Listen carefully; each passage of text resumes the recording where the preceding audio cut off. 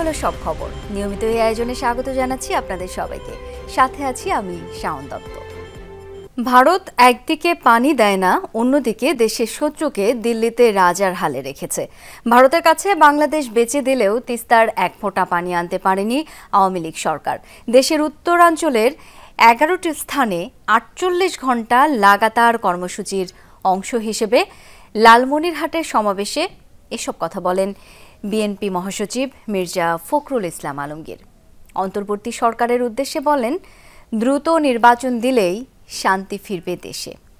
লালমনিরহাট থেকে রুবেল হোসেনের ক্যামেরায় সাইফুদ্দিন রবিনের রিপোর্ট। আশুদ্ধ মন্টু মিয়ার ঘর ভেঙেছে তিস্তায়। নদী ভাঙা লোকটি উদাস চেয়ে আছে তিস্তা বাঁচাতে পথে নামা স্রোতের দিকে। 70 বয়সী আলালুদ্দিনের অভিজ্ঞতাও একই রকম। চর জেগে ওঠা ধুধু বালুচরের এই তিস্তার রূপ তার জীবনেও দুঃখ। দেশ স্বাধীনতা দেওয়ার হয় নদী 80 সাল থেকে ভাঙতে ভাঙতে আমার বাড়ির ওখানে আসছে। আমার ক্ষতি বাড়িঘর সব ভাঙিয়েছি, বুঝছেন? ওখান থেকে আসি এই বাড়ি গেছি, বাড়ি পরে বাড়ি নিয়ে বাড়ি গেছি। এটা না তিস্তা তীরবর্তী 5 জেলার মানুষের জন্য 48 ঘণ্টার এই লাগাতার কর্মসূচি প্রতিবাদ আর দাবি জানানোর। উজানের দেশ ভারত থেকে নেমে আসা পানি বর্ষায় প্লাবন আর নদী ভাঙনে যেমন কাঁদায়, তেমনি শুকনো মৌসুমে খরায় তপ্ত করে। তাই তো উত্তরের জনপদের সেই মানুষ স্লোগান তুলেছে, জাগো বাহে তিস্তা বাঁচাই। লক্ষ লক্ষ মানুষ জমায়েত হয়েছে, তারা বলে জাগো বাহে। লালমনিরহাটের তিস্তা সেতু সংলগ্ন এই চরের বিপুল জনতার সমাবেশে নেতৃবৃন্দ বলেন, আন্তর্জাতিক আইন অমান্য করেই ভারত একতরফাভাবে পানি সংরক্ষণ করায় ভাটির বাংলাদেশ ক্ষতিগ্রস্ত হচ্ছে। আজকে দুলুভাই আন্দোলন শুরু করেছে, আন্দোলন চলতে থাকবে। দরকার হলে আবার যুদ্ধ হবে। ভারতের দিল্লি পর্যন্ত বার্তাটা পৌঁছাতে চায়, তাতে যদি ওদের কানে পানি না ঢোকে, প্রয়োজনে বোধে আন্তর্জাতিক আদালতে বাংলাদেশকে যেতে হবে। দুদিনের কর্মসূচির উদ্বোধন করে বিএনপি মহাসচিব ভারতকে দাদাগিরি বন্ধ করার আহ্বান জানান। বলেন, বন্ধু হলে বাংলাদেশকে তিস্তার পানির ন্যায্য হিস্সা দিতে হবে। এই জায়গায় আপনাকে মুখ খুলতে হবে, ভারতকে বলতে হবে যে আমার পানির ন্যায্য হিস্সা আমি চাই। আর আপনি যেহেতু অন্তর্বর্তীকালীন সরকার, খুব তাড়াতাড়ি নির্বাচনটা দিয়ে জনগণের সরকারের হাতে ক্ষমতা দেন। বাঁচা মরার এবং গণতন্ত্রের জন্য নতুন লড়াই শুরু বলে জানান বিএনপি মহাসচিব। অন্তর্বর্তী সরকারকে দ্রুত নির্বাচন দিয়ে জনগণের সরকারের কাছে ক্ষমতা হস্তান্তরের আহ্বান জানান। ভারতকে পরিষ্কার করে বলতে চাই, আগেও বলেছি এখনো বলছি, বাংলাদেশের মানুষের সঙ্গে বন্ধুত্ব করতে চান তাহলে আগে তিস্তার পানি দেন, সীমান্তে গুলি করে হত্যা বন্ধ করেন, আর আমাদের সঙ্গে বড় দাদা মতন যে আচরণ সেটা বন্ধ করেন।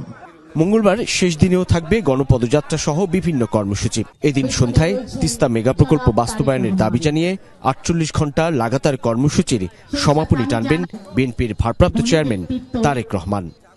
2014 সালে বিএনপির নেতৃত্বে তিস্তা অভিমুখে যে লং মার্চ হয়েছিল, বিএনপি মহাসচিব এসেছিলেন সেখানটায়। প্রায় 10 বছরেরও বেশি সময় পর আবার তিস্তা নদী রক্ষা আন্দোলনের এই 48 ঘণ্টার লাগাতার কর্মসূচিতে আসলেন তিনি। শুনলেন তিস্তা তীরবর্তী মানুষের আর্তনাদের কথা। আর এই তিস্তার মানুষজন, তিস্তা পাড়ের মানুষজন আরো একবার উত্থাপন করলো সেই দাবি, তিস্তার পানির ন্যায্য হিস্সা নিশ্চিত করার এবং তিস্তা মহাপরিকল্পনা বাস্তবায়নের। সাইফুদ্দিন রবিন, যমুনা নিউজ, তিস্তার চর, লালমনিরহাট। দর্শক, সাইফুদ্দিন রবিনের কাছে যেতে চাই। লালমনিরহাটে মূল অনুষ্ঠানের খবরাখবর একটু জানবো তার কাছ থেকে। রবিন, সমাবেশের একটু খবরাখবর জানাবেন, এই মুহূর্তে কি চলছে সেখানে, বিস্তারিত কি তথ্য আছে আপনার কাছে?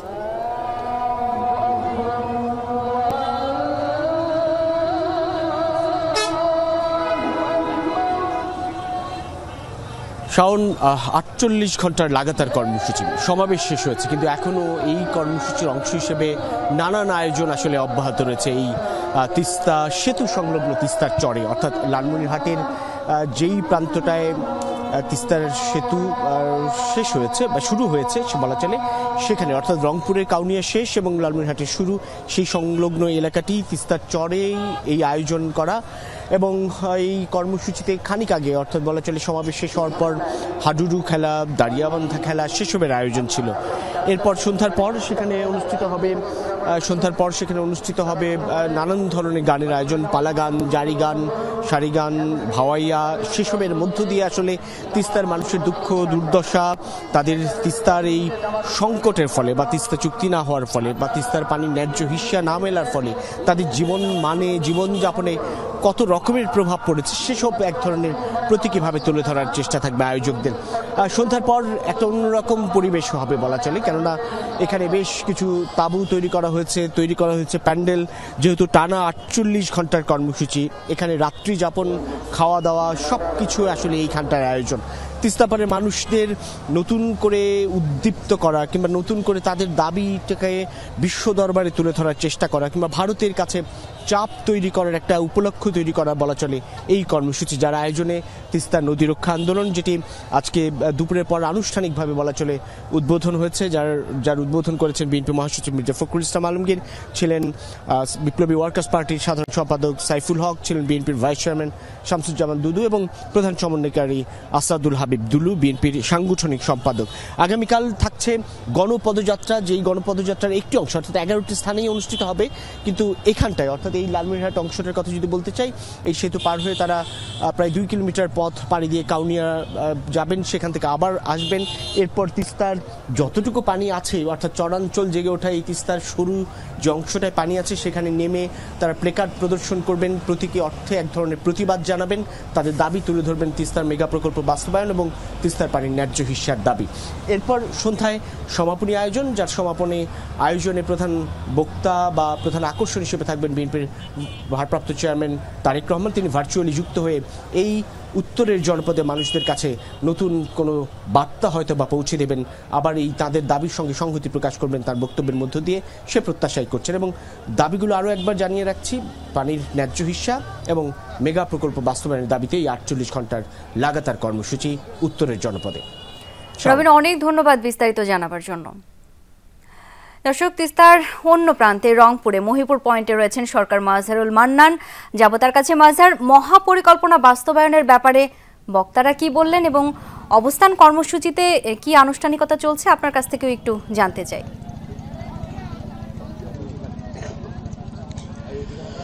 শাওন, অবস্থান কর্মসূচির এই মুহূর্তে যে কর্মসূচিগুলো আছে সেগুলো এই মুহূর্তে মাগরিবের নামাজের আজান এবং নামাজের কারণে খানিকটা বিরতির মধ্যে আছে। তবে এরপরই শুরু হবে যে জারি গান, সারি গান, ভাওয়াইয়া গান, নাটক সহ অন্যান্য যে কার্যক্রমগুলোর মাধ্যমে তিস্তায় যে ক্ষত বিক্ষত মানুষের যে দুর্দশা, যে বিবর্ণ চিত্র, সেগুলো তুলে ধরা হবে কথা, গান এবং কবিতা এবং নাটক এবং অভিনয়ের মাধ্যমে। এরপরে কিন্তু তারা রাতের খাবার গ্রহণ করবেন, তারপর আবার এই রাতেই অবস্থান করবেন এখানে, তারপর আগামীকালের কর্মসূচি শুরু হবে।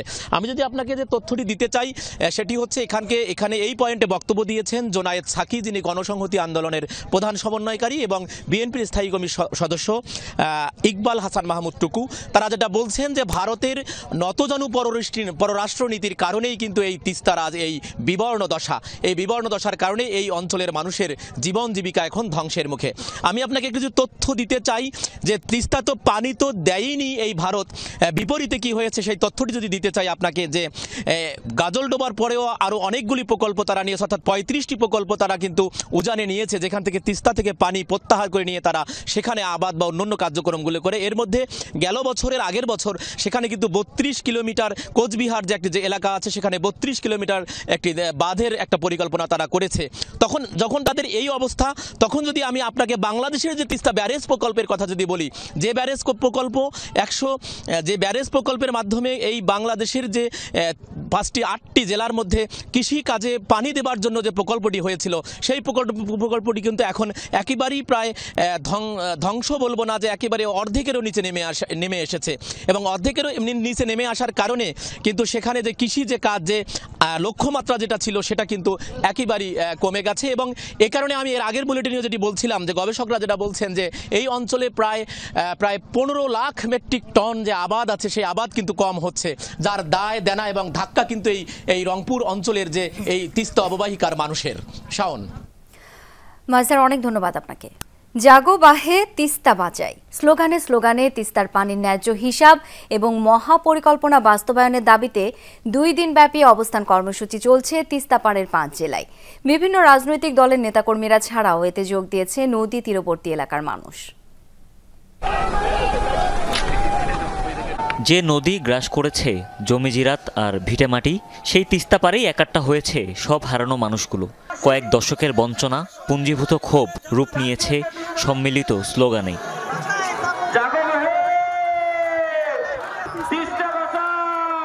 জাগো বাহে তিস্তা বাঁচাও, এই দাবিতেই অববাহিকার 2 পারে 242 কিলোমিটার জুড়ে 2 দিনের গণজমায়েত কর্মসূচি।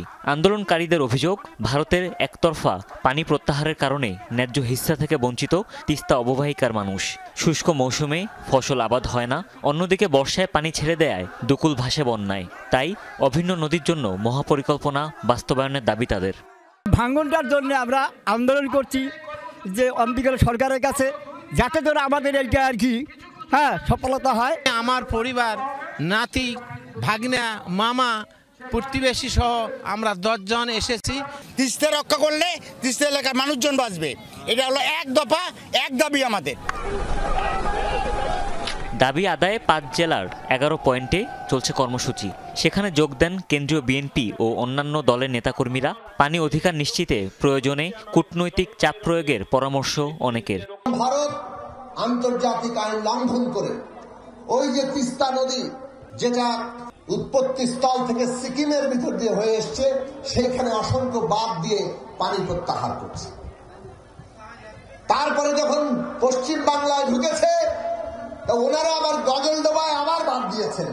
মৌলানা আব্দুল হামিদ খান ভাসানীর সাথে আমরা গঙ্গার পানি হিস্সার জন্য, তখন আমি যুবক ছিলাম, হিস্সার জন্য আমরা চাঁপাইনবাবগঞ্জে গিয়েছিলাম গঙ্গার পানি আদায় করার জন্য। এই তিস্তা নদী মরুভূমি, আজকে অন্যান্য নদী মরুভূমি হয়েছে। এই মরুভূমির থেকে বাঁচতে হলে অতি দ্রুত বাংলাদেশে একটি নির্বাচিত সরকারের প্রয়োজন। দূর দূরান্ত থেকে ছুটে আসা মানুষের খাওয়া দাওয়ার বন্দোবস্তে চলছে রান্নাবান্না। গান আর নাটক পরিবেশনায় তুলে আনা হচ্ছে তিস্তাপাড়ের যাপন চিত্র।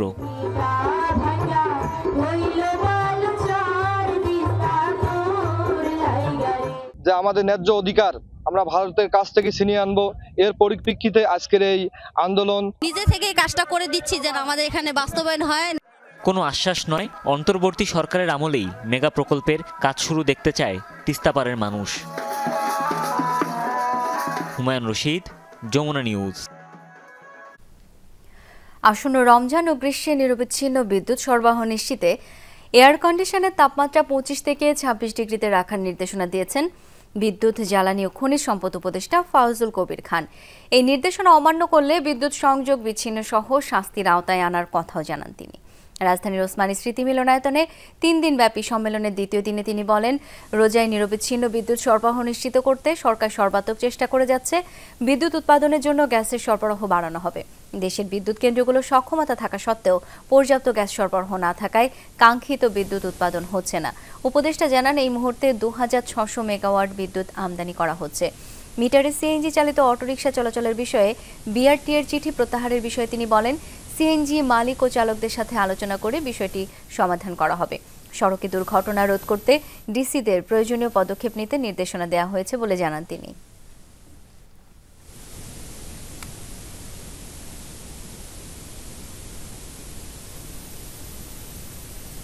25 কিংবা 26 এটা কিন্তু একটা কমফোর্টেবল টেম্পারেচার।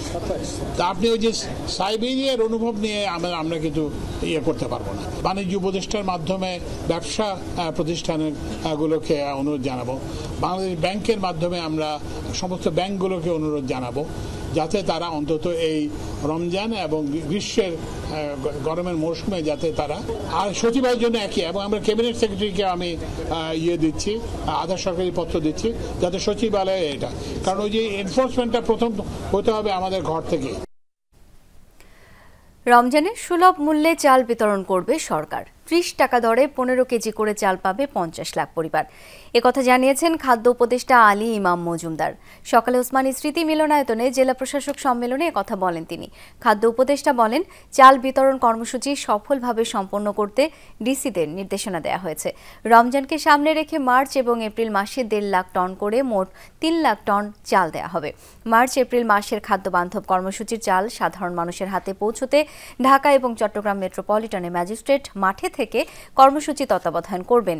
এই কর্মসূচির আওতায় ঢাকায় ১১৭টি পয়েন্টে ৭০টি ট্রাকে চাল বিক্রি হবে। মার্চ মাস এপ্রিল মাস ২ মাস ১.৫ লাখ করে ৩ লাখ মেট্রিক টন চাল যাবে খাদ্য বান্ধব কর্মসূচিতে। ঈদের সময়ে ১ কোটি লোক পাবে ১০ কেজি করে চাল পাবে উপহার হিসেবে ফ্রি। প্রায় ৭ লাখ টনের মতো চাল এই সময়টাতে যাবে, মার্চ এবং এপ্রিলের মধ্যে যাবে, রোজা ঈদ ইত্যাদি কেন্দ্র করে। রমজানের দ্রব্যমূল্য নিয়ন্ত্রণে ঢাকার ২৫টি স্থানে সুলভ মূল্যে ব্রয়লার মুরগি, ডিম, পাস্তুরিত দুধ ও গরুর মাংস বিক্রি করবে প্রাণী সম্পদ মন্ত্রণালয়।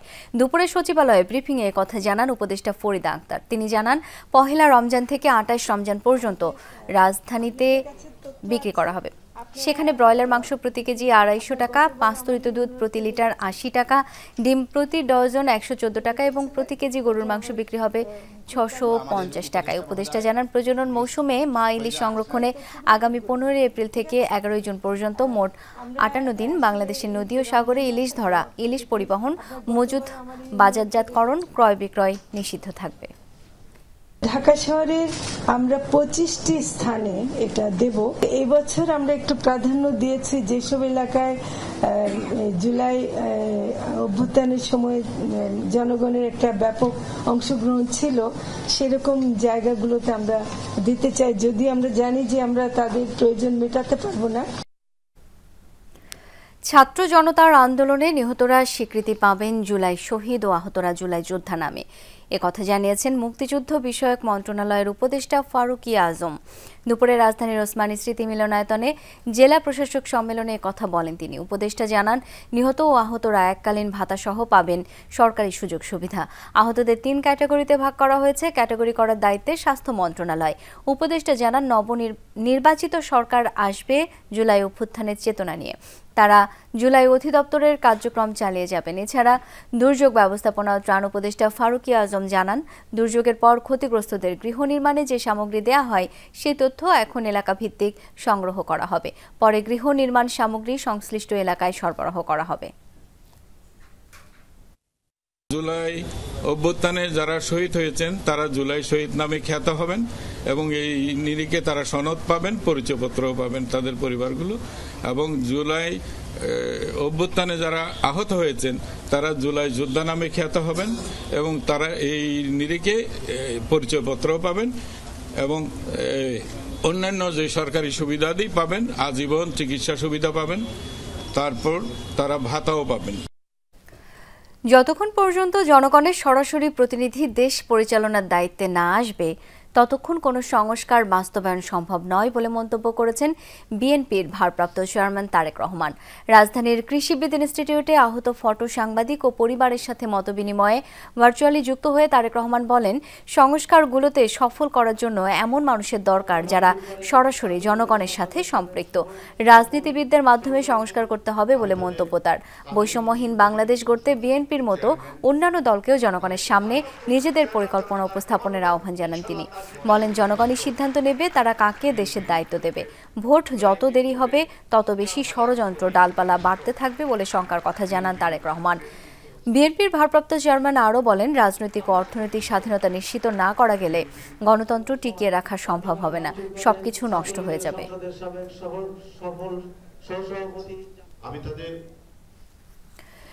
২১শে আগস্ট গ্রেনেড হামলা মামলায় বিএনপির ভারপ্রাপ্ত চেয়ারম্যান তারেক রহমানের বিরুদ্ধে জারি হওয়া গ্রেপ্তারি পরোয়ানা প্রত্যাহার করা হয়েছে। দুপুরে এই মামলার আসামি পক্ষের আইনজীবী আব্দুর রশিদ মোল্লা এই তথ্য নিশ্চিত করেন। তিনি বলেন, উচ্চ আদালতের নির্দেশনা অনুযায়ী ঢাকার দ্রুত বিচার ট্রাইব্যুনাল ১-এর বিচারক মোহাম্মদ রফিকুল ইসলাম স্বপ্রণোদিত হয়ে তারেক রহমানের বিরুদ্ধে জারি থাকা গ্রেপ্তারি পরোয়ানা প্রত্যাহারের আদেশ দিয়েছেন। গত ১ ডিসেম্বর আলোচিত এই মামলায় যাবজ্জীবন কারাদণ্ডপ্রাপ্ত তারেক রহমান ও লুৎফুজ্জামান নোমান বাবর সহ সব আসামিকে খালাস দেন হাইকোর্ট। 2004 সালের 21 আগস্ট বঙ্গবন্ধু অ্যাভিনিউয়ে আওয়ামী লীগের সমাবেশে গ্রেনেড হামলায় 24 জন নিহত হন। জুলাই আগস্ট গণহত্যায় উত্তর সিটির সাবেক মেয়র আতিকুল ইসলাম সহ 6 জনকে গ্রেপ্তার দেখিয়ে কারাগারে পাঠানোর নির্দেশ দিয়েছেন ট্রাইব্যুনাল। সেই সাথে 9 মার্চে তদন্ত প্রতিবেদন জমা দিতে বলেন। প্রসিকিউটর জানান তাদের বিরুদ্ধে গণহত্যা ও মানবতা বিরোধী অপরাধের তথ্য প্রমাণ আছে ট্রাইব্যুনালের হাতে। সাবেক মেয়র আতিকুলের সরাসরি নির্দেশে অন্য 5 আসামি ঘটনাস্থলে থেকে তা বাস্তবায়ন করেছেন। 16 জুলাই রংপুরের আবু সাইদ সহ 6 জনকে হত্যা ও 18 জুলাই উত্তরায় বেসরকারি বিশ্ববিদ্যালয়ের শিক্ষার্থী ও সাধারণ মানুষের উপর আইনশৃঙ্খলা রক্ষাকারী বাহিনী এবং আওয়ামী লীগের নির্বিচারে গুলি ও হামলা জুলাই আগস্টের আন্দোলনের গতিপথ পাল্টে দেয়। আন্দোলনে শুধুমাত্র রাজধানীর উত্তরাতেই নিহত হয় 200 জন। এই মামলার তদন্ত করতে গিয়ে সাক্ষীদের জবানবন্দিতে উঠে আসে সাবেক মেয়র আতিকুল ইসলামের নাম। এছাড়া সহিংসতার ভিডিও ফুটেজ বিশ্লেষণ করে সরাসরি জড়িত আরও 5 আওয়ামী লীগ নেতাকে আসামি করা হয়। সোমবার সকালে তাদের হাজির করা হলেও আতিককে আনা নিয়ে দোলাচলে পড়ে প্রসিকিউশন। অন্য এক মামলায় ডিবিতে রিমান্ডে থাকায় আনা হবে না জানার পর ট্রাইব্যুনালই তাকে হাজির করতে বলেন। পরে বেলা 1টায় প্রথমবারের মতো ট্রাইব্যুনালের বিচারকদের মুখোমুখি করা হয় সাবেক মেয়র আতিককে। শুনানিতে ট্রাইব্যুনাল জানতে চান সাবেক মেয়র আতিকের সম্পৃক্ততার বিষয়টি। এ সময় প্রসিকিউশন বলেন, আতিকের নির্দেশে বেপরোয়া হয়ে ওঠে ছাত্রলীগ সহ আওয়ামী লীগের সহযোগী সংগঠনের নেতারা। হেলমেট বাহিনী যারা এই ছাত্র যুবলীগ এই হত্যাকাণ্ডে সহায়তা করেছে পুলিশকে বা সহযোগিতাও দিয়েছে, তারা নেতৃত্ব দিয়েছে। এরা কেউ চিকিৎসায় বাধা দিয়েছে, কেউ হেলমেট বাহিনীকে অস্ত্র সরবরাহ করেছে এবং বিভিন্নভাবে এরা মানবতা বিরোধী অপরাধে কর্মকাণ্ডে সক্রিয়ভাবে অংশগ্রহণ করেছে, যার তথ্য প্রমাণ আমাদের ইনভেস্টিগেশন এজেন্সির কাছে আছে। কাঠগড়ায় পুরোটা সময় নিশ্চুপ ছিলেন আতিকুল। শুনানি শেষে মানবতা বিরোধী অপরাধের দায়ে গ্রেফতার দেখানো হয় তাদের। প্রাইমা ফেসি কি আছে এটা আমাদের যে 2 জন প্রসিকিউটর মুভ করেছেন তারা সঠিকভাবে এবং সুন্দরভাবে উপস্থাপন করেছেন এবং ট্রাইব্যুনাল সন্তুষ্ট হয়ে তারপরে সোনার স্টের আবেদনটা মঞ্জুর করেছে। প্রসিকিউশন বলছে জুলাই আগস্টের ঘটনায় বিভিন্ন থানায় এই আসামিদের বিরুদ্ধে 16টির মতো মামলা হয়েছে। 9 মার্চ তদন্ত প্রতিবেদন দাখিলের নির্দেশ দিয়েছেন tribunal. Lovely Bithi, Jamuna news, Dhaka. Operation devil হান্টে সারা দেশে 529 জনকে গ্রেপ্তারের খবর জানিয়েছে পুলিশ সদর দপ্তর। রাতভর অভিযানে গাজীপুর মহানগর পুলিশ 5 জনকে ও জেলা পুলিশ 5 জনকে গ্রেপ্তার করেছে। এই নিয়ে গেল 9 দিনে জেলায় 384 জনকে গ্রেপ্তার করা হয়েছে। রংপুর মহানগরীতে 2 জন সহ বিভাগের 8 জেলা থেকে 43 জনকে গ্রেপ্তার করেছে পুলিশ। বিভাগে অভিযান শুরুর পর থেকে 294 জনকে গ্রেপ্তার করেছে পুলিশ। গ্রেপ্তারকৃতদের বিরুদ্ধে বৈষম্য বিরোধী ছাত্র আন্দোলনে হামলা, হত্যা চেষ্টা সহ নাশকতা, পরিকল্পনা অর্থ যোগান দেওয়ার অভিযোগ রয়েছে। সবাই আওয়ামী লীগ ও সহযোগী সংগঠনের নেতাকর্মী। এছাড়া নারায়ণগঞ্জে 9 জন, জামালপুরে 9, পাবনায় 6, চুয়াডাঙ্গায় 4, টাঙ্গাইলে 4 জন, সাতক্ষীরার তালা জেলা আওয়ামী লীগের উপপ্রচার সম্পাদক প্রণব ঘোষ বাবলুকে গ্রেপ্তার করা হয়। অভিযানে বিভিন্ন স্থান থেকে উদ্ধার হয়েছে আগ্নেয়াস্ত্র। চালুর 12 দিনের মাথায় মুখ থুবড়ে পড়তে যাচ্ছে রাজধানীতে টিকিট ও কাউন্টার পদ্ধতির রঙিন সিটি বাস সার্ভিস। পুরনো ফিটনেসবিহীন বাসগুলোকেই রঙিন করে নামানো হয়েছে রাস্তায়। কাউন্টার তো নেই, যত্রতত্র যাত্রী ওঠানামা চলছে সমানতালে। ভাড়া কাটা হচ্ছে বাসের ভেতরেই। কেন মানানো যাচ্ছে না নতুন নিয়ম, সরেজমিন দেখে এসেছেন আখরাকুস সাফা।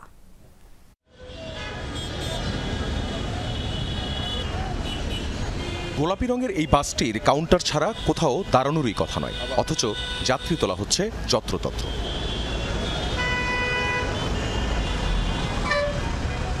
কথা ছিল রাজধানীতে সব বাস চলবে এক নিয়মে, 3টি রঙে। নির্দিষ্ট স্টপেজে যাত্রী উঠবে, নামবে, নির্ধারিত ভাড়া নেওয়া হবে পজ মেশিনের টিকিটে। আর বাস্তবতা উল্টো। 20 গজের মধ্যে এই একটি বাস যাত্রী উঠালো 3 বার। নতুন বাজারে প্রায় 25 মিনিট অপেক্ষা করে একটি রঙিন বাস দেখা গেল। কোনো কাউন্টার নেই, আগের মতোই চলছে। একটু বাসটিতে উঠে জানার চেষ্টা করি।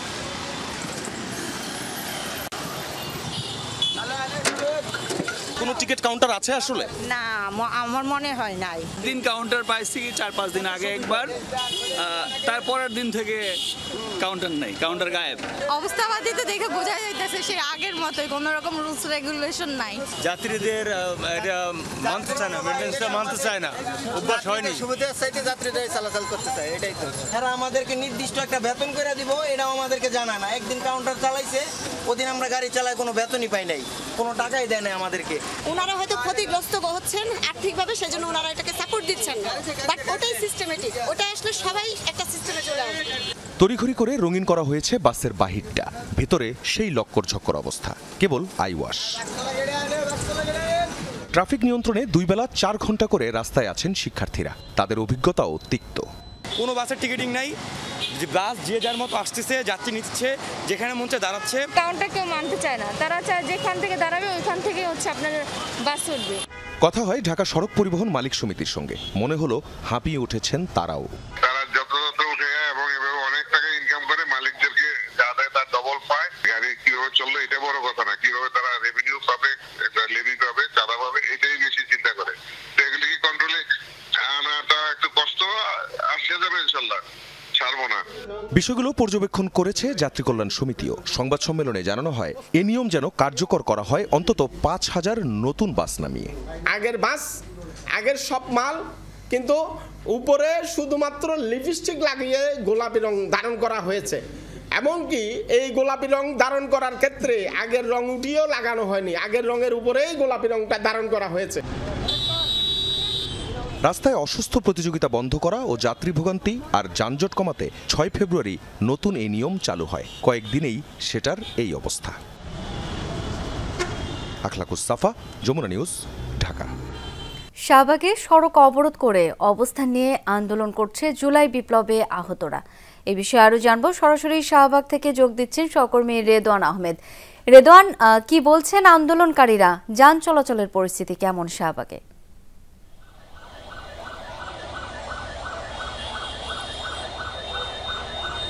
শাওন, মূলত দুপুর 2টার কিছুটা পর থেকে কিন্তু এখানে জুলাই অভ্যুত্থানে আহত যারা ছিলেন তারা কিন্তু এখানে জড়ো হতে শুরু করেছিলেন। তারপর থেকেই মূলত এই শাহবাগের যে মূল সড়ক, সেখানে কিন্তু আসলে যান চলাচল থেমেই যাচ্ছে। অর্থাৎ এখন আমরা দেখতে পাচ্ছি যে বেশ কয়েকটি অ্যাম্বুলেন্স সহ বিভিন্ন গাড়ি কিন্তু এই মূল সড়কের যে মোড়টি আছে সেখানে আটকে আছে।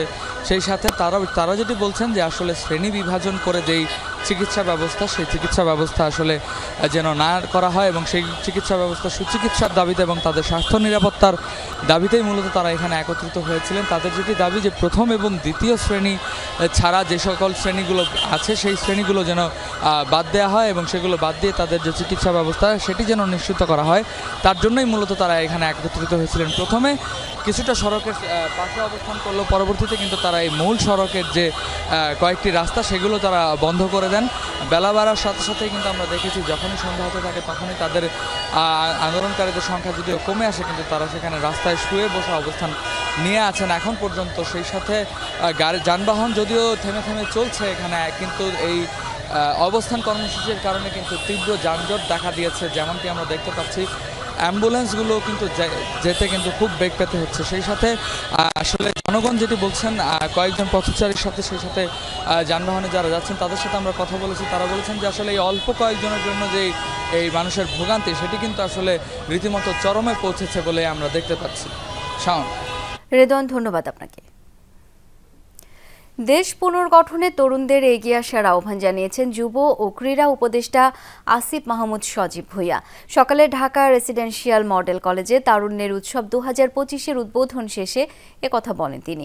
ক্রীড়া উপদেষ্টা বলেন, নতুন বাংলাদেশ গঠনে তরুণদের কাজে লাগাতে না পারলে গণ অভ্যুত্থানের মাধ্যমে তৈরি হওয়ার সম্ভাবনা নষ্ট হতে পারে।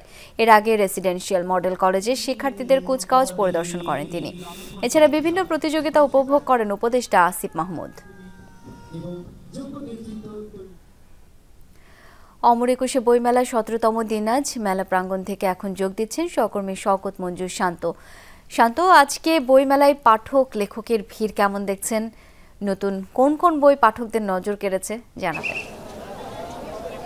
শাওন, আজকে মেলায় ভিড় কিছুটা কম এবং বলতে হবে যে মানুষের সংখ্যা আসলে কিন্তু কম নয়, তবে গত 2 দিন আমরা যে পরিমাণ ভিড় দেখেছিলাম সেই ভিড়টি এই মুহূর্তে নেই। তো বলতে হবে যে আসলে পাঠক যারা এসেছেন তারা বেশ স্বাচ্ছন্দ্যেই তাদের বইগুলো সংগ্রহ করছেন এবং প্রকাশকরাও প্রত্যাশা করছেন যে আসলে বরাবরই যেই চিত্রটা আমরা দেখি যে বইমেলার শেষ 10 দিন বা শেষ সপ্তাহে এসে বই বিক্রির মাত্রাটা বেড়ে যায়। পুরো মাস জুড়েই যারা মূল পাঠক রয়েছেন তারা প্রত্যেকটি স্টলে যান এবং বইগুলোর যে তালিকা সেই তালিকাগুলো সংগ্রহ করেন এবং সেই অনুপাতে ধীরে ধীরে তাদের বাজেট অনুসারে বইগুলো কেনা শুরু করেন এবং সেই পরিস্থিতি শুরু হয়েছে এবং বেশ কয়েকজন পাঠকও প্রকাশকও বলছিলেন যে তাদের বিক্রির হার বাড়তে শুরু করেছে এবং তাদের যে নিয়মিত পাঠক বা ক্রেতা আছেন তারা আসতে শুরু করেছেন। বলতে হবে বিভিন্ন ধরনেরই বই আসছে বইমেলায় এবং এর ভিতরে নতুন প্রজন্মের যেই লেখকরা রয়েছেন তাদের বইগুলো ভালো সাড়া পেয়েছে। একই সাথে মোটিভেশনাল যেই বইগুলো রয়েছে সেগুলোও বেশ সাড়া ফেলেছে। পাঠকরা স্বাচ্ছন্দ্যে তাদের বইগুলো সংগ্রহ করছেন। শান্ত, ধন্যবাদ আপনাকে। ইউক্রেন ইস্যুতে জরুরি বৈঠকে বসেছেন ইউরোপীয় নেতারা। ফ্রান্সের রাজধানী প্যারিসে শুরু হয়েছে বৈঠক। প্রাথমিক আলোচনায় ইউক্রেনে শান্তিরক্ষী বাহিনী পাঠানোর বিষয়ে প্রস্তাব দেওয়া হয়। ব্রিটেনের পক্ষ থেকে দেওয়া হয় এই প্রস্তাব। ব্রিটিশ প্রধানমন্ত্রী কিয়ার স্টারমার বলেন প্রয়োজনে কিয়েভে সেনা পাঠাবে লন্ডন। পরে লন্ডনের সাথে একমত পোষণ করে এগিয়ে আসে জার্মানি, সুইডেন। তবে রাশিয়ার বিরুদ্ধে যুদ্ধ করতে নিজেদের সেনা পাঠাতে রাজি নন তারা। তাদের ভাষ্য, আন্তর্জাতিক আইনসম্মত উপায়ে যদি ইউক্রেনের শান্তিরক্ষী মোতায়েন হয় তবে অবশ্যই শান্তিরক্ষী হিসেবে সেনা পাঠাবেন তারা।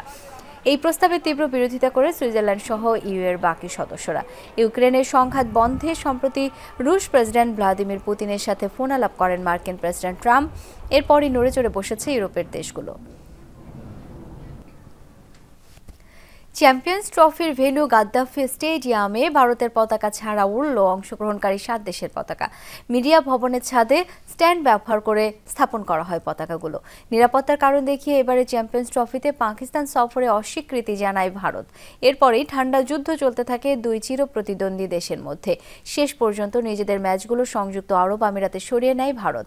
এরই প্রেক্ষিতে গাদ্দাফি স্টেডিয়ামে দেশটির পতাকা রাখেনি আয়োজক পাকিস্তান। এদিকে আইসিসির কোনো ইভেন্টের আগে অধিনায়কদের ফটো সেশনের চর্চা থাকলেও সেখানে যাওয়া হচ্ছে না ভারতের অধিনায়ক রোহিত শর্মার। ন্যাশনাল আইডি থাকলে পাসপোর্টের ক্ষেত্রে ভেরিফিকেশন লাগবে না বলে জানিয়েছেন স্বরাষ্ট্র উপদেষ্টা অবসরপ্রাপ্ত লেফটেন্যান্ট জেনারেল মোহাম্মদ জাহাঙ্গীর আলম। সকালে রাজধানীর আগারগাঁওয়ে কোস্টগার্ডের 30তম প্রতিষ্ঠা বার্ষিকীর অনুষ্ঠানে যোগ দিয়ে একথা জানান তিনি। স্বরাষ্ট্র উপদেষ্টা বলেন, কত সংখ্যক রোহিঙ্গার কাছে ন্যাশনাল আইডি আছে তার সঠিক তথ্য নেই। নতুন করে রোহিঙ্গারা যেন ন্যাশনাল আইডি না পায় সে বিষয়ে সরকার সজাগ থাকবে। তিনি বলেন, দেশের সাধারণ মানুষকে ঐক্যবদ্ধভাবে সচেতন থেকে মব প্রতিরোধ করতে হবে। দেশের জন্য যা কল্যাণকর তার প্রতি সকলকে গুরুত্ব দেওয়ারও আহ্বান জানান তিনি। বলেন, সহনীয় পর্যায়ে না এলেও গত 6 মাসে দুর্নীতি আগের চেয়ে কমেছে। দুর্নীতি সম্পূর্ণভাবে প্রতিরোধে সরকার কাজ করে যাচ্ছে বলেও জানান তিনি। পাসপোর্ট করতে সরকারি ফি ব্যতীত অতিরিক্ত অর্থ লেনদেন না করার আহ্বান জানিয়েছে ইমিগ্রেশন ও পাসপোর্ট অধিদপ্তর। সোমবার এক বিজ্ঞপ্তিতে এই আহ্বান জানানো হয়। সেখানে বলা হয়, ইমিগ্রেশন ও পাসপোর্ট অধিদপ্তরের কোনো কর্মকর্তা বা কর্মচারী পাসপোর্ট সম্পর্কিত কাজে কোনো টাকা নিয়ে থাকলে বা টাকা চাইলে উপযুক্ত প্রমাণ সহ প্রধান কার্যালয়ে অতিরিক্ত মহাপরিচালক বা যথাযথ কর্তৃপক্ষের নিকট সশরীরে অভিযোগ দাখিলের অনুরোধ জানানো হয়। জুলাই বিপ্লবের চেতনা ধারণ করেও জবাবদিহিতার মধ্যে থেকে নগর ও নগরবাসীর উন্নয়নে কাজ করে যাবে উত্তর সিটি কর্পোরেশন। একথা বলেছেন নতুন প্রশাসক মোহাম্মদ এজাজ। দুপুরে গুলশানে নগর ভবনে সাংবাদিকদের সাথে মতবিনিময় সভায় একথা বলেন তিনি। মোহাম্মদ এজাজ বলেন, এমন ঢাকা তৈরি করতে চান সেখানে সবার জন্য সমান সুযোগ সুবিধা থাকবে। যে কোনো ধরনের বৈষম্য দূর করতে সিটি কর্পোরেশন কাজ করে যাবে। নগরবাসীর চাহিদা, স্বপ্ন ও আকাঙ্ক্ষাকে গুরুত্ব দিয়ে পদক্ষেপ গ্রহণ করা হবে। নতুন প্রশাসক জানান, রাজধানীতে অগ্নিকাণ্ড, ভূমিকম্প ও তাপমাত্রা বৃদ্ধির মতো নানা ঝুঁকি তৈরি হয়েছে। এসব ঝুঁকি মোকাবেলায় সিটি কর্পোরেশন সময় উপযোগী প্রস্তুতি নেবে। জানান, সিটি কর্পোরেশনে যারা দুর্নীতিতে অভিযুক্ত তাদের বিরুদ্ধে ব্যবস্থা নেওয়া হবে। স্বায়ত্তশাসিত তাইওয়ান প্রণালীতে ফের প্রবেশ করেছে চীনা যুদ্ধ বিমান। রোববার অঞ্চলটির আকাশে কমপক্ষে 24টি চীনা সামরিক বিমান শনাক্ত করা হয়েছে বলে জানিয়েছে তাইওয়ানের প্রতিরক্ষা মন্ত্রণালয়। এক বিবৃতিতে জানানো হয়, তাইওয়ানের চারপাশে সামরিক টহল দিতে দেখা গেছে চীনকে। সামরিক বিমানের পাশাপাশি ছিল বেশ কয়েকটি ড্রোনও। কানাডীয় একটি যুদ্ধজাহাজ প্রণালীটি অতিক্রম করার সময় লক্ষ্য করে সেগুলোর উপস্থিতি। প্রতিরক্ষা মন্ত্রণালয়ের তথ্য মতে সোমবার স্থানীয় সময় ভোর 6টা পর্যন্ত তাইওয়ানের আকাশসীমায় প্রবেশ করেছে কমপক্ষে 62টি চীনা সামরিক বিমান। তাইওয়ান নিজেদের স্বাধীন দ্বীপ মনে করলেও চীন বরাবরই একে তাদের মূল ভূখণ্ডের অংশ বলেই মনে করে, আর তাই নিয়ন্ত্রণ বজায় রাখতে প্রায়শই এই অঞ্চলে মহড়া চালায় দেশটি। বাংলাদেশ একটা লাগামহীন দুর্নীতির দেশ। যদি এই দুর্নীতি নিয়ন্ত্রণে আনা যেত তাহলে দেশ আরও উন্নত হতো, এমনটাই বলেছেন স্বরাষ্ট্র উপদেষ্টা অবসরপ্রাপ্ত লেফটেন্যান্ট জেনারেল জাহাঙ্গীর আলম চৌধুরী। দুপুরে মুন্সিগঞ্জের সিরাজদি খান ইছাপুরা সরকারি মডেল উচ্চ বিদ্যালয়ে 133তম বার্ষিক ক্রীড়া প্রতিযোগিতা ও পুরস্কার বিতরণী সমাপনী অনুষ্ঠানে অংশ নেন তিনি। এ সময় উপদেষ্টা বলেন, শিক্ষকদের একাধারে নাম্বার দেওয়ার কারণে কোনো ফেল করা ছাত্র নেই, চারদিকে শুধুই GPA 5-এর ছড়াছড়ি। অথচ এরকম শিক্ষা ব্যবস্থা কারোরই কাম্য নয়। অনুষ্ঠানে বিদ্যালয়ের শিক্ষক শিক্ষার্থী সহ আরও অনেকে উপস্থিত ছিলেন। স্বরাষ্ট্র ও কৃষি মন্ত্রণালয় আমাদের দেশে সবচেয়ে বড় সমস্যা হলো দুর্নীতি। এই দুর্নীতিটা যদি কোনো অবস্থায় একটু কন্ট্রোল আনা হয়, এটা যদি একটা লাগামহীন একটা দুর্নীতি, এটা যদি একটু কন্ট্রোলে আনা যেত তবে কিন্তু দেশের দুর্নীতি আরও অনেক। প্রয়াত সিভিল সার্জন ডাক্তার সাখাওয়াতুল্লাহ মিশুক স্মরণে সভা অনুষ্ঠিত হয়েছে চট্টগ্রামের সন্দ্বীপে। মগধরা স্কুল অ্যান্ড কলেজ মাঠে সামাজিক সংগঠন আলোকায়ন আয়োজিত এই স্মরণ সভায় বক্তারা তার জীবন ও কর্ম তুলে ধরেন। মানব কল্যাণ ও সমাজসেবায় এই চিকিৎসকের অবদান স্মরণীয় হয়ে থাকবে বলে মন্তব্য করেন আলোচকরা।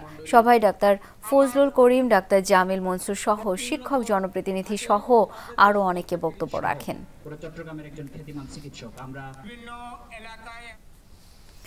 এই ছিল আজকের সব খবরের আয়োজনে। ধন্যবাদ এতক্ষণ সাথে থাকার জন্য।